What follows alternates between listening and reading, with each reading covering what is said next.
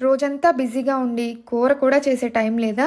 అయితే ఈరోజు ఈ కోడిగుడ్డు చట్నీని ట్రై చేసి చూడండి. చాలా ఈజీగా అయిపోతుంది. నిమిషాల్లో చాలా టేస్టీగా కూడా ఉంటుంది.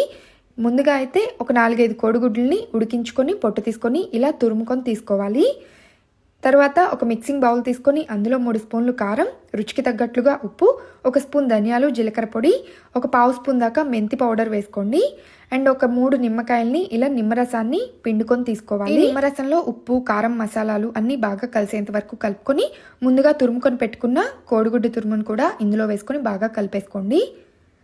ఇలా మొత్తం మసాలాలన్నీ కోడిగుడ్డుకు బాగా పట్టేసిన తర్వాత దీనికి పోపు పెట్టుకుందాము. అందుకోసం స్టవ్ ఆన్ చేసి ప్యాన్ పెట్టుకొని ఒక 3 స్పూన్లు ఆయిల్ వేసుకొని ఆయిల్ కాస్త వేడైన తర్వాత పోపు దినుసులు, ఎండుమిరపకాయలు వేసుకొని ఫ్రై చేసుకోవాలి. ఇందులోనే కొన్ని వెల్లుల్లి రేకలు కూడా వేసుకొని అండ్ ఒక చిటికెడు ఇంగువ కూడా వేసుకొని కొంచెం కరివేపాకు వేసుకొని చిటిపట్లాడిన తర్వాత స్టవ్ ఆఫ్ చేసి